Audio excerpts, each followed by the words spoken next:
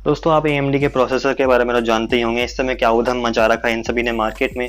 Friends, अगर आप 2020 में एक नया पीसी बिल्ड कराने की सोच रहे हैं तो डेफिनेटली आप यहाँ पे AMD Ryzen को ही प्रेफर करोगे, क्योंकि भाई इस समय टेक्नोलॉजी और प्राइस को लेकर इंटेल से बहुत ही आगे निकल चुके हैं ये सभी प्रोसेसर्स।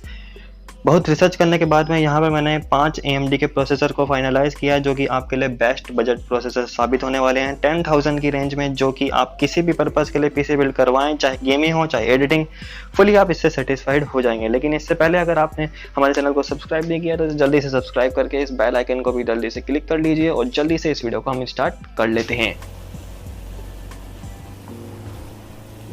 इस सीरीज में सबसे पहला जो मैंने प्रोसेसर रखा है वो है Ryzen का 3100। ये बिल्कुल लेटेस्ट लॉन्च प्रोसेसर है। अब इसके बेसिक स्पेसिफिकेशंस के बारे में बात करें तो यहाँ पे बेस क्लॉक मिलता है 3.6 गीगाहर्ट्ज का, टर्बो मिलता है 3.9 गीगाहर्ट्ज, टीडीपी मिलता है 65 वॉट का। बाद में देखेंगे इन सभी के बारे में। 4 कोर 8 थ्रेड्स का ये प्रोसेसर है, 7 नैनोमीटर टेक्नोलॉजी बेस्ड है।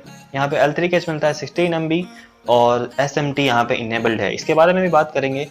जो प्राइस है वो है यहाँ पे 7500, जो कि 10,000 की रेंज में सबसे कम का जो है इस सीरीज में प्रोसेसर है। अब सबसे पहले ये बात कर लेते हैं कि भाई SMT इनेबल्ड क्या है।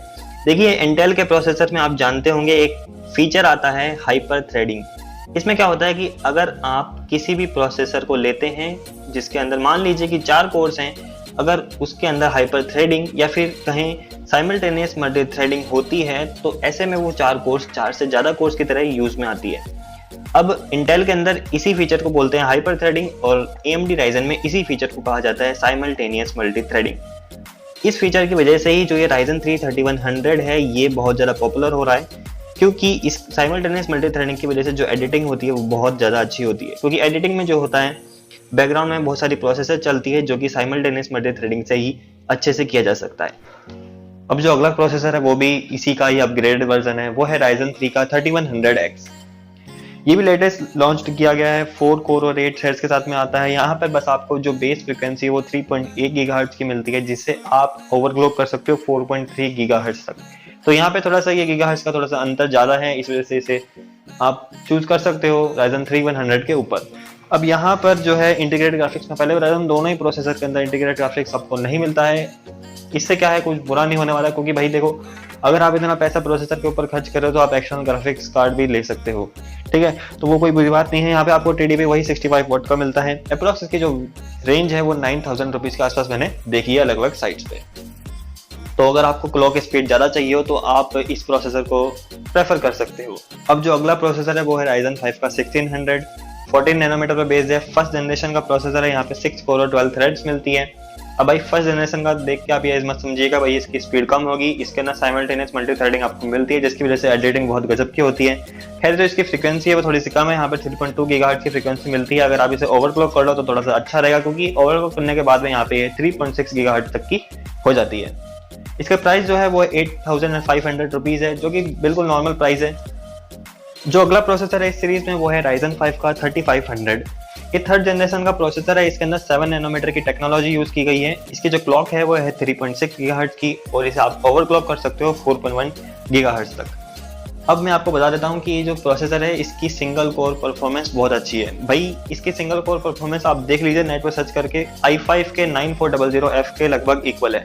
और इस प्रोसेसर के बारे में तो आप जानते होंगे, इंटेल का जो ये प्रोसेसर है i5 9400 बहुत अच्छा प्रोसेसर है।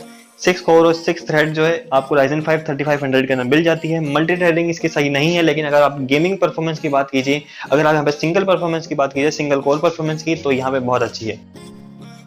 कीमत जो है इसकी अलग अलग साइट पे जैसे मैंने देखा है 10,000 के आसपास है, तो कीमत थोड़ा ज्यादा है, लेकिन यहाँ पे आपको गेमिंग परफॉर्मेंस अच्छी मिल जाती है। अब जो अगला प्रोसेसर है इस सीरीज में वो है Ryzen 5 का 2600। यहाँ पे सेकंड जनरेशन पर आधारित है। ये एडिटिंग यहाँ पे बहुत अच्छी होती है। क्यों? क्योंकि यहाँ पे जो क्लॉक स्पीड है वो 3.4 गीगाहर्ट्ज की है, लेकिन इसे आप ओवरक्लॉक कर सकते हो 3.9 गीगाहर्ट्ज में। अब मेन बात यह है कि 6 कोर और 12 थ्रेड्स के साथ में इसमें यहाँ पे आपको SMT इनेबल्ड मिल जाती है, जिसकी वजह से यहाँ पे बेस्ट एडिटिंग, मल्टीटास्किंग और स्ट्रीमिंग होती है। तो अगर आपको यहाँ पे एडिटिंग, मल्टीटास्किंग और स्ट्रीमिंग में जाना है तो ऐसे में ये प्रोसेसर आपके लिए बहुत अच्छा रहेगा। जेन प्लस का आर्किटेक्चर है, प्राइसेस थोड़े से ज्यादा हैं। यहाँ पर इसका प्राइस जो है मैंने अलग अलग साइट्स पे 11,000 के आसपास देखा है। खैर, मैंने इसको इसी प्राइस रेंज में रखा है क्योंकि 100-500 रुपये आप कम ज्यादा खर्च कर सकते हो अगर आपको अच्छी परफॉर्मेंस मिल रही है।